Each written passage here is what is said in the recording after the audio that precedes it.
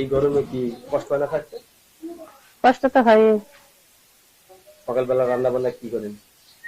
রুটি রুটি বানান নাকি ভাত টাত রান্না করে খান? ভাত রান্না করি, রুটিও বানাই।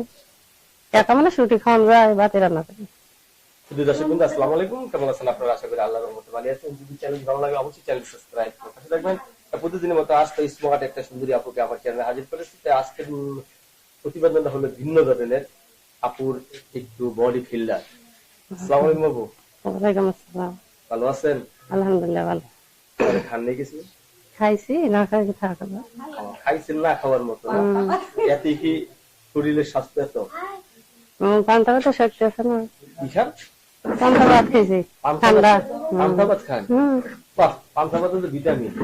যে গরম, ঠান্ডা তো খাইতে। বিয়ে শাদী হয়েছে তো নাকি? হ্যাঁ হয়েছিল, আমি চলে আছে। চলে গেছে? কি কারণে চলে গেল আপনার স্বামী? চলে গেল মানে যে স্বামী আছে তো নিশা পানি করতো, তো এর জন্য আমি থাকিনি।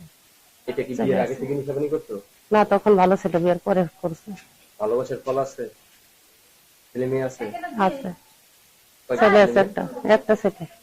একটা ছেলে। হম। আপনি এখন কি করেন? এখন বেকার বসে আছি। বেকার বসে আছেন? ভালো ছেলে পেলে কি বিয়ে বসবেন? অবশ্যই বাবা। আপনার মতো স্বাস্থ্যবান ছেলে চান নাকি চিকন চাকন ছেলে চান? স্বাস্থ্য হলে সমস্যা নেই, জীবন হলে সমস্যা নেই। মোটা মানুষ হাঁপাই বেশি, জানেন? ঠিক না? হ্যাঁ, এই গরমে কি কষ্ট হয় না থাকতে?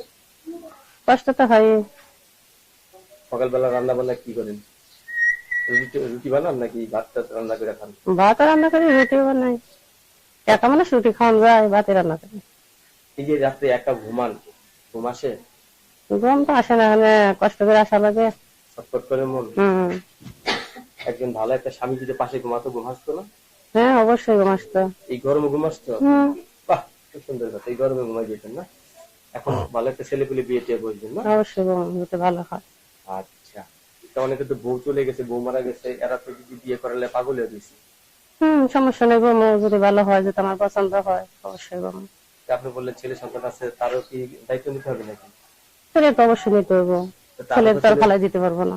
তারও তো ছেলে সন্তান থাকবে, এটা মানবেন? হ্যাঁ, সেটাও মেনে নিতে হইব। আমার নিলে তারটা নিতে হইব না। সতীনের সংসার করবেন?